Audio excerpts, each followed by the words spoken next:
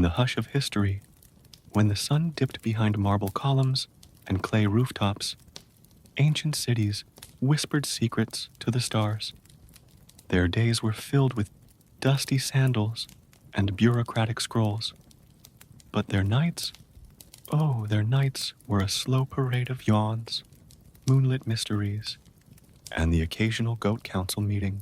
This is the story of those nights, not the thrilling ones with gladiators or revolts, but the ones with census updates, temple janitors, and the world's first sleepwalkers. So, fluff your pillow, dim the torchlight, and prepare to be gently bored into blissful slumber by tales of forgotten curfews, ceremonial yawns, and the ancient art of snoring in public forums. And hey, if you enjoy this bedtime scroll, don't forget to like, subscribe, and let me know in the comments which ancient city you're sleep streaming from. Babylon, Petra, or deep beneath Atlantis with a pillow made of coral. In ancient Rome, when the moon hung low like a sleepy coin and the fountains whispered bedtime gossip, Emperor Somniferous the Mild had a nightly habit. He consulted pigeons, not just any pigeons. These were velvet-roosted, mildly prophetic birds housed in the temple of feathered insight. Each evening, the high feather interpreter, Lucius, would approach the flock and ask, "What shall we not do tonight?" The pigeons responded with coos, flaps, and the occasional divine dropping. Lucius interpreted their signs with solemn yawns. No naval invasions, he might declare. No enthusiastic toga twirling. One night, a pigeon named Flufficus landed on the emperor's head and cooed thrice. Lucius gasped, "It is a sign. We must count them." Thus began the great insomniac pigeon census, a 12-year endeavor that produced one scroll reading. There are many. Rome obeyed its birds. Citizens wore socks to bed. Fig sales plummeted. The moon was formally addressed as Luna Regina, and the emperor, wrapped in velvet and feathered wisdom, snored with satisfaction. In the ancient city of Xi'an, when the last dumpling had been eaten and the moon hung like a sleepy pearl above the rooftops, the lantern courtyard came alive, not with noise, but with a hush so elegant it could make a dragon blush. Each night, silk lanterns were lit by the courtesans of the crimson breeze, a guild of whisperers, dream weavers, and professional sigh artists. Their lanterns didn't just glow, they shimmered with secrets. Each one was stitched with a riddle, a flirtation, or a bedtime confession, written in calligraphy so delicate it could tickle your eyelids. Visitors wandered the courtyard in slow circles, reading the lanterns aloud in hushed tones. If a kiss lasts longer than a poem, is it literature? What is softer, silk or memory? I once dreamed of you before you existed. The courtesans, robed in red and perfumed with jasmine and mystery, floated between the lanterns like sleepwalking poetry. They spoke in riddles and moved like lullabies. One was rumored to have seduced a scholar simply by blinking an iambic pentameter. At the center of the courtyard stood the Lantern of Eternal Pause, a massive silk orb that glowed with the light of 1,000 unsent love letters. It was said that if you stared at it long enough, you'd forget your name and remember your favorite dream. One evening, a visiting poet named Bao tried to solve every lantern riddle in one night. He made it halfway through before falling asleep in a bowl of plum soup. The courtesans applauded his effort and tucked him in with a scroll of compliments. As dawn approached, the lanterns dimmed. The courtesans vanished into silk shadows, and Xi'an exhaled. The city wrapped in riddles and red silk, drifted into another night of seductive slumber. In the coastal hush of ancient Carthage, where the sea whispered lullabies to the harbor and the scent of roasted dates drifted through the alleys, the city's most powerful decisions were made, unconsciously, each night, as the stars blinked into place and the moon yawned over the Mediterranean. The council of sleepwalkers convened. They met in the hall of gentle swaying, a circular chamber with plush floors, dim oil lamps, and an official snoring amphora. The counselors, dressed in ceremonial pajamas stitched with the city's crest, a yawning lion, would rise from their beds precisely at midnight, eyes closed, minds adrift, and shuffle their way to the chamber. No one knew how the tradition began. Some said it was the result of a cursed nap. Others blamed a particularly boring tax debate that lulled the entire Senate into a trance. Regardless, the system worked, mostly because no one was awake enough to argue. Each session began with the reading of the Scroll of Somnolent Statutes, a document so dull it was rumored to have put a camel into a coma. Then, one by one, the counselors would mumble their votes, often mistaking the ballot box for a breadbasket. Laws passed during these sessions included mandatory nap breaks every third hour, a ban on sandals that squeak louder than a whisper, the official recognition of yawning as a form of polite disagreement. One night, a counselor named Hanno accidentally passed a law requiring all public fountains to hum lullabies. By morning, the city was filled with a soft gurgle of sleepy tunes. Productivity plummeted. Happiness soared. Occasionally, a citizen would attempt to challenge a law, but when brought before the council, they too would begin to sway, mumble, and vote in favor of whatever was on the docket, usually something about blanket distribution. At dawn, the counselors would return to their beds, unaware of the decisions they'd made. Scribes recorded everything, though most scrolls were later used as pillow stuffing. And so, Carthage thrived, not through conquest or cunning, but through the gentle wisdom of the half-asleep. In ancient Jerusalem, when the desert winds softened and the olive trees leaned in to listen, the scribes of the temple of whispering ink began their nightly ritual, the transcription of the scrolls of sacred sighs. These weren't ordinary scrolls. They were written on parchment so soft it could be mistaken for a nap, and inked with a blend of crushed figs, cinnamon, and the occasional tear of a sleepy goat. Each scroll contained verses meant not to enlighten, but to gently confuse the reader into slumber. One popular passage read, "Blessed are those who forget mid-sentence, for they shall inherit the nap." The scrolls were stored in the chamber of gentle forgetting, a room filled with cushions, incense, and a choir of drowsy scholars who hummed in minor keys.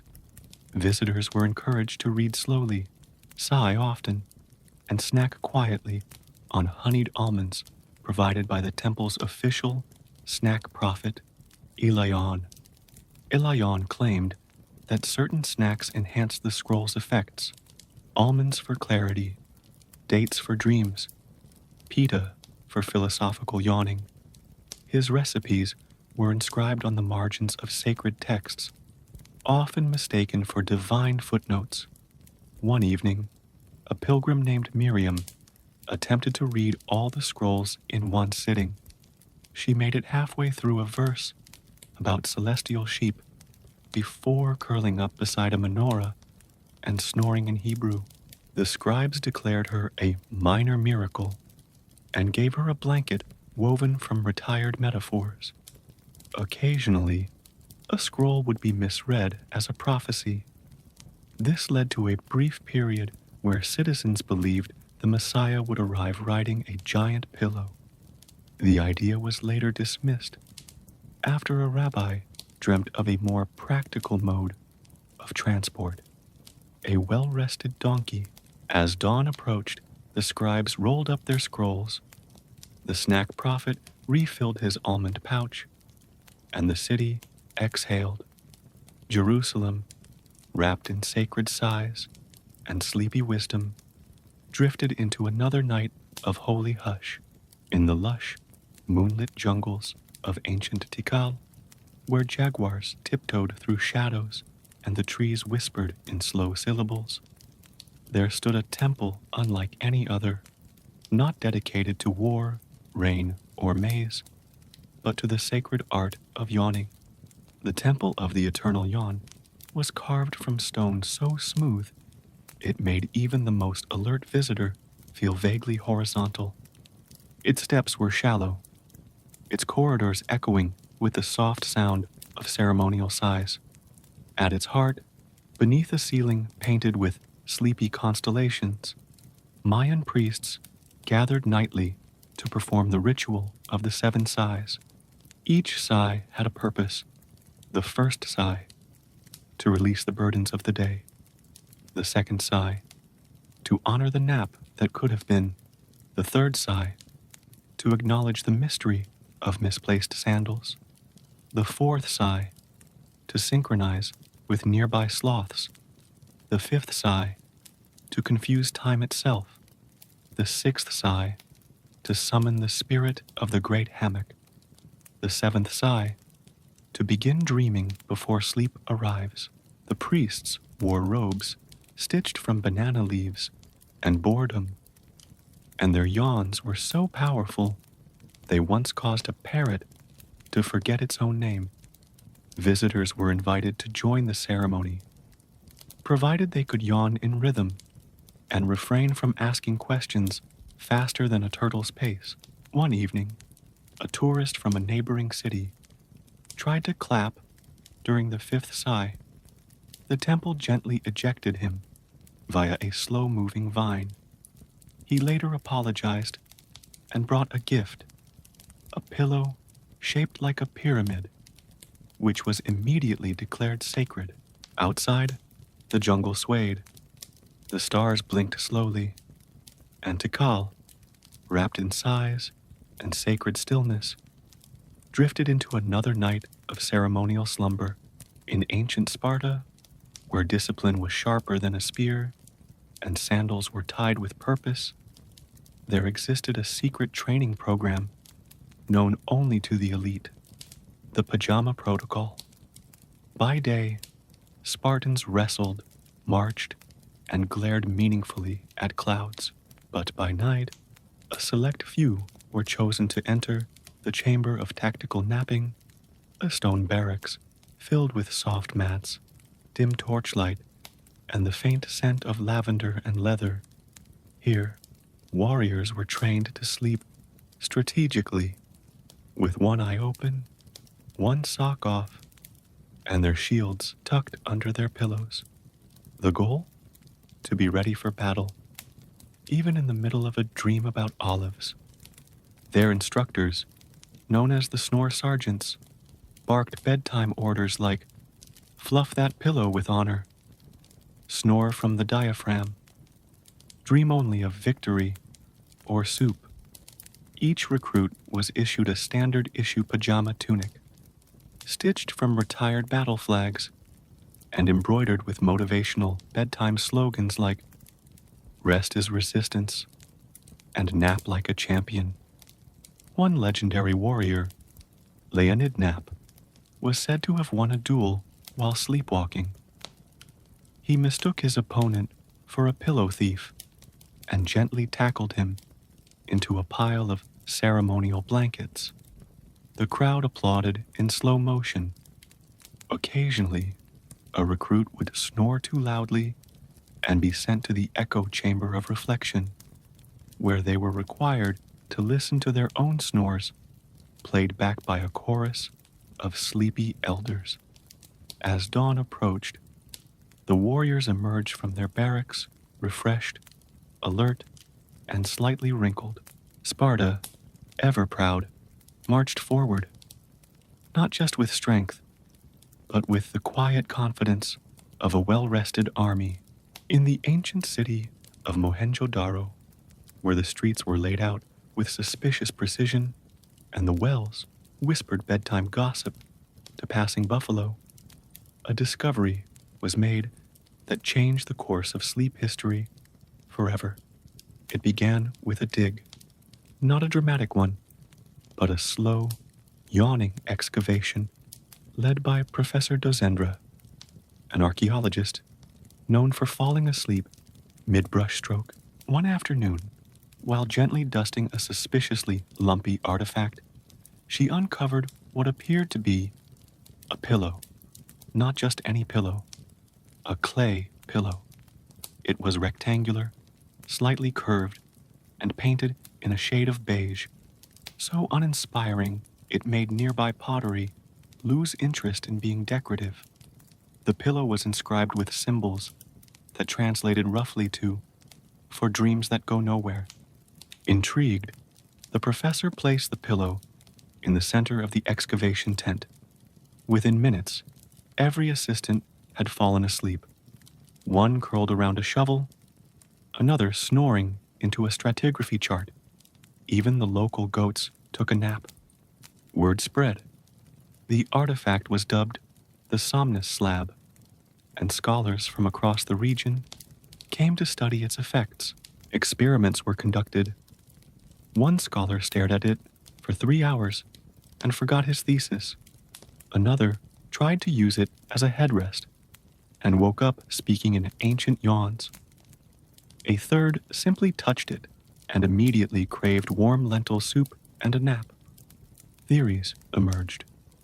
Some believed the pillow was a ceremonial sleep aid used by high priests of drowsiness. Others claimed it was a prank by bored potters. A few insisted it was the ancient prototype for the modern do not disturb sign. Eventually, the pillow was placed in the Museum of Mildly Interesting Things, where visitors were required to view it while reclining. The museum offered complimentary blankets and a guided nap tour. To this day, the Somnus Slab remains one of Mohenjo-Daro's most powerful relics, not for its beauty, but for its ability to gently erase ambition. And so, beneath the sleepy sun and the slow-moving clouds, Mohenjo-Daro slumbers on, wrapped in the mystery of a pillow that bored its way into legend. In ancient Alexandria, where the sea kissed the shore with scholarly restraint and the stars aligned themselves alphabetically, there stood a library unlike any other, not famed for its size, but for its softness. The library of whispered touches was hidden behind a curtain of woven sighs and guarded by cats trained in the art of polite indifference. Inside, the scrolls were not read with eyes, but with fingertips. Each parchment was etched with raised ink, scented with sandalwood, and designed to be felt rather than seen. Scholars entered barefoot, wearing robes made of silence. They moved slowly, tracing verses with reverent fingers, absorbing knowledge through gentle contact. The texts were written in a language known as tactilis, a script so subtle it could only be understood by those who had mastered the ancient art of bedtime curiosity. One scroll, the philosophy of feathered thinking, asked, "If a thought tickles, is it true?" Another, the index of forgotten hugs, listed every embrace ever lost to history, categorized by warmth and duration. The library's chief curator, Mistress Palmera, was said to have memorized the entire collection by touch alone. She could recite a poem simply by brushing her sleeve against a shelf. Her lectures were silent, her wisdom textured. Visitors were encouraged to nap between scrolls. Reading lounges were filled with cushions shaped like commas and blankets woven from retired metaphors. Tea was served in cups that hummed softly when held. One evening, a traveler from Carthage tried to read aloud. The scroll he touched vanished into a puff of lavender. Palmyra gently handed him a new one and whispered, "Here, try listening with your hands." As dawn approached, the scrolls were rolled back into velvet cases. The cats resumed their naps, and Alexandria, wrapped in tactile wisdom and whispered touches, drifted into another night of scholarly slumber.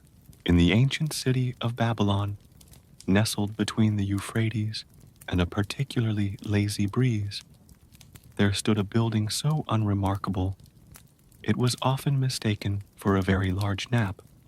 This was the Bureau of Nightly Affairs, a sandstone structure with no windows, no doors, and no ambition. Inside, the air was thick with the scent of ink and indifference. Scribes shuffled slowly across the marble floors, their robes trailing like sleepy shadows. Their job? To record everything that didn't happen. "No uprisings," muttered Nabu, the senior scribe, as he dipped his reed pen into a jar labeled Boredom Number 7. "No celestial anomalies. No unauthorized goat juggling." He scribbled these non-events onto a scroll so long it had to be rolled by a tortoise named Tertellius, who held the prestigious title of Night Shift Archivist. Tertellius moved at a pace that made molasses look like a sprinter. His shell was engraved with the Bureau's motto, "If it didn't happen, we'll know." Each night, Babylon's citizens were required to submit a declaration of dullness, a parchment listing all the things they failed to do. These included not inventing anything, not starting a revolution, not dancing provocatively near the ziggurat. The Bureau took these declarations seriously. Once, a man claimed he almost discovered a new spice. He was sentenced to 3 nights in the chamber of mild disappointment, where he was forced to listen to lullabies sung by a choir of yawning bureaucrats. Outside, the city hummed with quiet. The hanging gardens were closed for pruning. The markets were silent, save for the occasional snore from a merchant who had fallen asleep on his own lentils. Even the moon seemed to blink slowly, as if trying not to wake anyone. The night watchers, robed in velvet and armed with feather dusters, patrolled the streets to ensure no one was too awake. If your eyes were wider than a lentil, you were gently escorted to the Temple of Drowsiness, where priests chanted in monotone, Akkadian, and offered warm goat milk with a hint of lavender. One evening, a scandal nearly erupted when a young woman named Lyra was caught humming a tune with a tempo faster than a heartbeat. She was brought before the Bureau, where Nabu raised a single eyebrow, a gesture so rare it was considered a minor seismic event. "Do you deny humming?" he asked. "I do not," Lyra replied boldly. "But it was a lullaby. For my cat." The Bureau deliberated for 7 hours, during which 3 scribes fell asleep mid-sentence, and Tertellius wandered into a broom closet. Eventually, Lyra was acquitted on the grounds that her cat was, in fact, asleep. That night, Babylon slept soundly. The stars twinkled with boredom. The tortoise snored. And Nabu, satisfied with the day's lack of excitement, penned his final entry. Nothing happened. Again, in ancient Athens, when the sun dipped behind Mount Lycabettus and the olive trees began their nightly gossip, a peculiar ritual unfolded beneath the stars. It was not a feast, nor a war council, nor a toga-tossing contest. Those were reserved for Tuesdays. No, this was the gathering of the Midnight Cloak Society, founded by a group of philosophers who were allergic to daylight and mildly obsessed with velvet. The society met only after sundown. Each member wore a cloak stitched from the fabric of discarded metaphors and lined with the soft sighs of unfinished thoughts. The cloaks were not just garments, they were statements, mostly sleepy ones. Socrates, the honorary president and part-time napper, arrived fashionably late, riding a donkey named Epistemology. He dismounted with a grunt and adjusted his cloak, which was embroidered with the phrase, "I think, therefore, I yawn." "Let us begin," he said, dramatically unfurling a scroll that was blank. Tonight's topic: can a thought be so boring it becomes profound? Plato, wrapped in a cloak that smelled faintly of olives and existential dread, nodded. "Indeed, master, I once had a thought so dull it caused a pigeon to fall asleep mid-flight." Aristotle, who had brought a pillow shaped like a question mark, disagreed. "A boring thought is merely a profound one, waiting for a nap." The debate continued in hushed tones, punctuated by long pauses, gentle yawns, and the occasional philosophical sneeze. Athenian law required that all nighttime debates include at least one metaphor involving cheese. Tonight's was, "Wisdom is like feta, crumbly, pungent, and best served cold." Nearby, the Temple of Hypnos offered complimentary foot massages and scrolls written in reverse to confuse the conscious mind. Priests in lavender robes wandered the streets, whispering bedtime riddles to stray cats and insomniac statues. One evening, a scandal nearly erupted when a young thinker named Demos arrived wearing a cloak made of linen. "Linen!" the society gasped in unison, a sound so soft it was mistaken for a breeze. "You dare defy the velvet code?" Socrates asked, dramatically removing his sandal. "I do," Demos replied, "for linen breathes."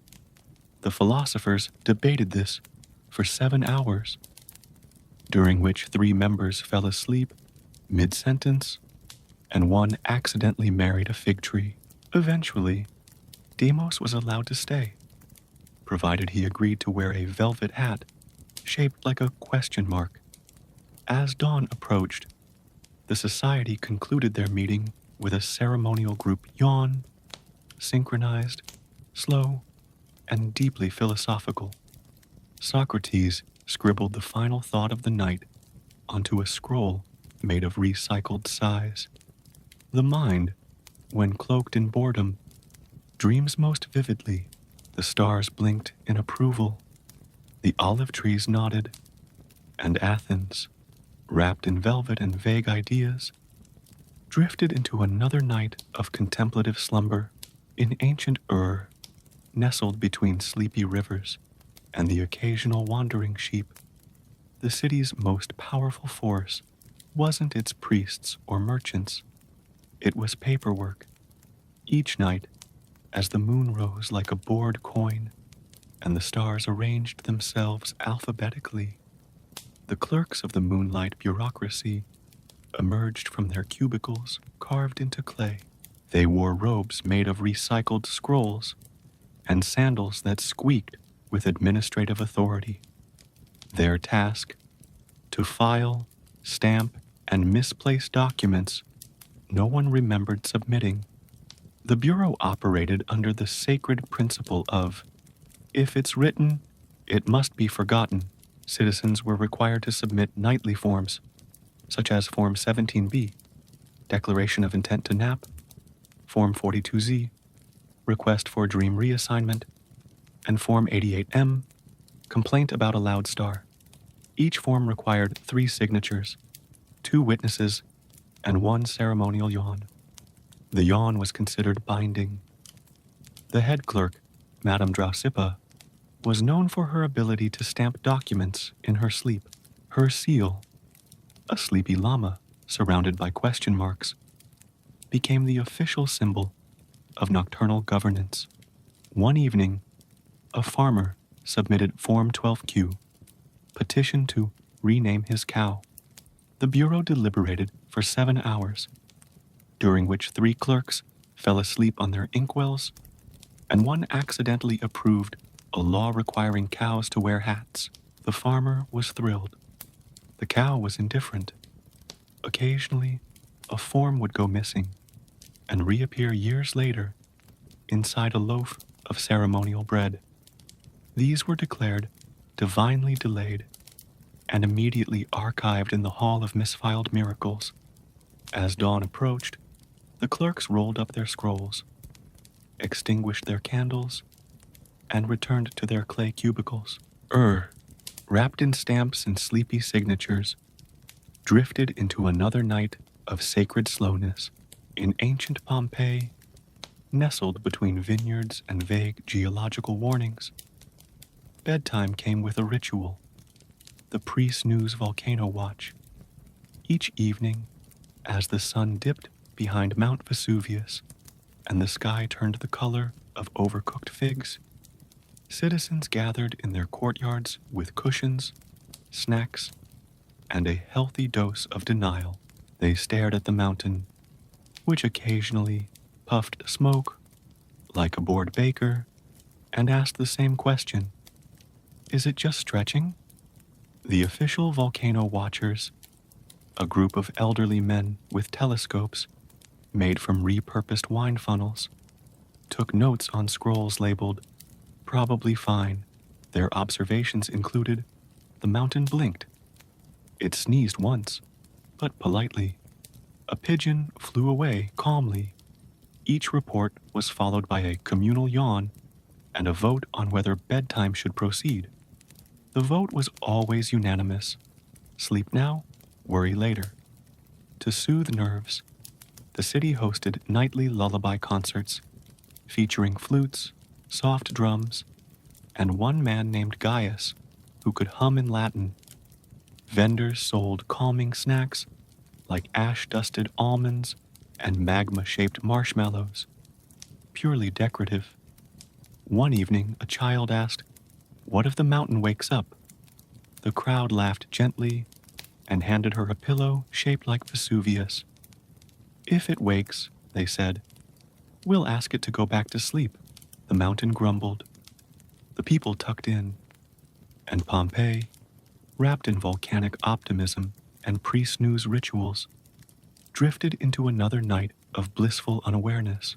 In the rose-hued silence of Petra, where the wind tiptoes through carved canyons and the stars nestle between stone crests, the walls do more than stand. They whisper. Each night, as the desert cools and the moon paints the cliffs in silver hush, the city's ancient facades begin their murmurs. Not loud, not clear, just soft syllables of forgotten names, half-finished poems, and bedtime secrets etched into sandstone. Locals say the walls remember everything: every footstep, every sigh, every dream that brushed past their surface. And if you listen closely, they'll tell you stories, not with words, but with warmth, vibration, and the occasional echo of a yawn. At the heart of Petra's twilight ritual is the veil dancer. She arrives just after dusk, wrapped in translucent silk that catches the whispers like a net. Her dance is slow, deliberate, and entirely improvised, guided by the murmurs of the walls. With each step, she translates stone into movement, turning ancient architecture into lullaby. Her veil, stitched from moonlight and desert breeze, trails behind her like a comet made of memory. Some say it's enchanted. Others claim it's simply very well ironed.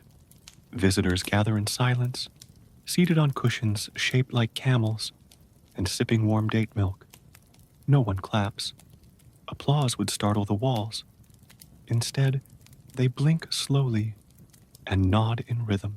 One night, a child asked, "What is she dancing to?"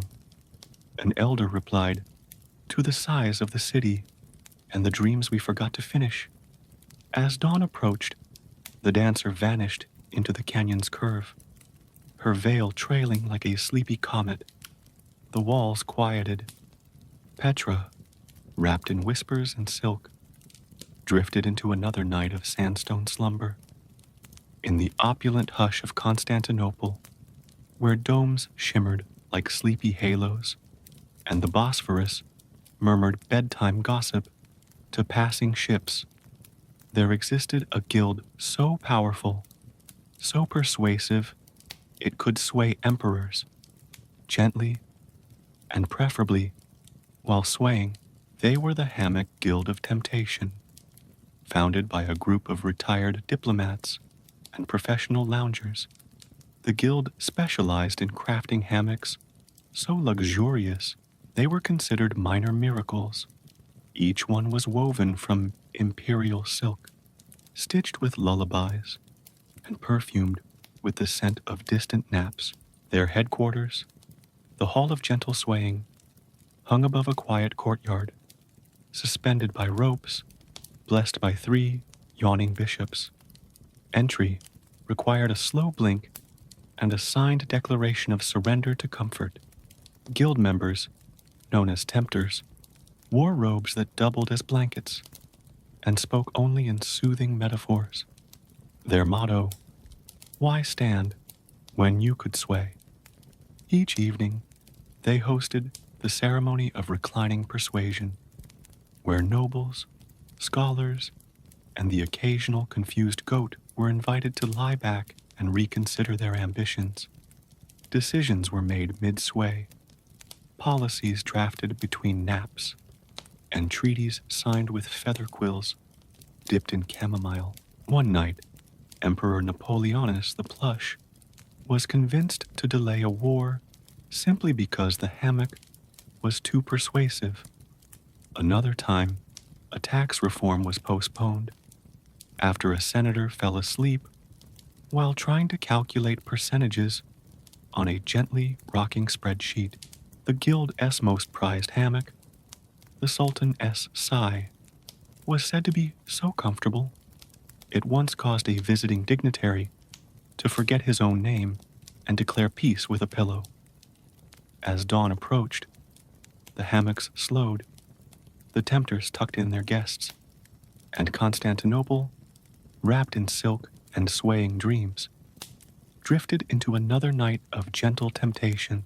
In the golden hush of Timbuktu, where the desert hums lullabies and the horizon forgets where it ends, a peculiar tradition swirls through the night, the sleepy sandstorm masquerade. It begins when the wind picks up, not with fury, but with flair. The sand doesn't attack, it performs. Dunes shift like dancers, cloaked in moonlight and mystery, and the citizens of Timbuktu respond in kind. They don their masks and prepare to nap in style. Each mask is handcrafted from palm fibers, camel velvet, and the occasional misplaced map. Designs range from sleepy gazelles to yawning suns, and every mask is enchanted with one purpose: to confuse the sand into thinking you are already dreaming. The masquerade is held in the plaza of soft footsteps, where guests arrive in robes stitched from bedtime stories and slippers that leave no trace. There is no music, only the rhythmic sigh of the wind and the occasional snore from someone who mistook the welcome mat for a mattress. The highlight of the evening is the Dune Waltz, a slow-motion parade where masked citizens sway in sync with the drifting sands. No one leads, everyone follows. Even the camels participate, wearing eye masks and moving like sleepy gondolas. One year, a guest named Amadou wore a mask shaped like a philosophical cactus. The sandstorm bowed to him. He was declared Nap King, and given a throne made of pillows and forgotten errands. As dawn approached, the wind softened, the masks were tucked away, and Timbuktu, wrapped in sand and sleepy splendor, drifted into another night of masqueraded dreams in the lantern-lit hush of ancient Kyoto, where koi whispered secrets to the moon and bamboo swayed like thoughtful punctuation. A curious tradition unfolded nightly in the back alleys of the floating blossom district. The noodle debates. These weren't loud debates. No shouting, no slurping, just soft-spoken philosophers, poets, and retired swordsmiths gathered around steaming bowls of soba, arguing gently about life's slipperiest questions. Is a noodle still a noodle if it breaks? Can broth remember sadness? If you eat in silence, does the flavor speak louder? Each participant wore a ceremonial napkin embroidered with their debating style. The stirrer, the sipper, the chopstick philosopher. Points were awarded not for winning, but for sighing meaningfully and making someone pause mid-bite. Presiding over these debates were the courtesans of Kyoto, not just performers, but keepers of the courtesan's code, a scroll of ancient etiquette so refined it could make a cherry blossom blush. The code included rules like never interrupt a noodle in motion. A glance may be louder than a poem. If you must leave, do so with a bow and a haiku. Courtesans floated between tables, offering commentary in the form of riddles and refilling teacups with gestures so graceful they were considered minor choreography. One was rumored to have ended a 20-year feud by serving dumplings shaped like apologies. One evening, a visiting monk tried to debate the meaning of soup. He was gently handed a spoon and told, "Taste first, then speak." He nodded, tasted, and wept quietly into his sleeve. As dawn approached, the bowls emptied, the debates faded into satisfied silence, and Kyoto, wrapped in noodles and nuance, drifted into another night of elegant slumber in the twilight alleys of ancient Samarkand, where spices perfumed the air and stars blinked like sleepy merchants. There existed a market so secret, so drowsily decadent, it was whispered about only in half-finished lullabies. The Yawn Bazaar, open only between the third and fourth yawn after sunset. The bazaar was hidden behind a curtain of embroidered boredom. To enter, one had to blink slowly, hum a forgotten tune, and present a token of mild regret, a broken sandal, a half-eaten fig, or a poem that never rhymed. Inside, the stalls shimmered with forbidden goods, bottled daydreams from retired poets, sleep scrolls banned for being too effective, blankets stitched from the silence between camel footsteps, and candied yawns harvested from noble infants. The vendors were experts in a drowsy persuasion. One could sell you a nap in 3 languages and convince you it was your idea. Another specialized in contraband comforts, pillows shaped like secrets, slippers that whispered compliments, and incense that made you forget your to-do list. At the heart of the bazaar stood the Yawn Fountain, a marble basin that burbled with warm tea and occasional advice. It was said that if you sipped from it while thinking of nothing, you'd dream of everything. One evening, a scholar tried to purchase a jar labeled Unspoken Apologies. The vendor asked, "Are you sure you want to remember?" The scholar blinked, sighed, and bought a blanket instead. The bazaar was policed by the Guild of Gentle Forgetting, robed in velvet and armed with feather dusters. Their job was to ensure no one left too awake. If caught alert, you'd be gently escorted to the tent of tactical napping, where lullabies were administered via harp and warm milk.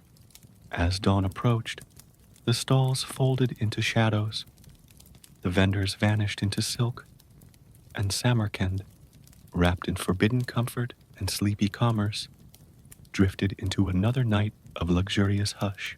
In the misty hush of Angkor Wat, where lotus petals float like forgotten thoughts and temple stones hum in ancient syllables, a quiet order of monks practiced a discipline unlike any other: dreamology. They were known as the Dream Monks, guardians of the Snuggle Scrolls, a sacred collection of bedtime wisdom written in ink made from moonlight and melted jasmine. These scrolls were not read aloud. They were cuddled.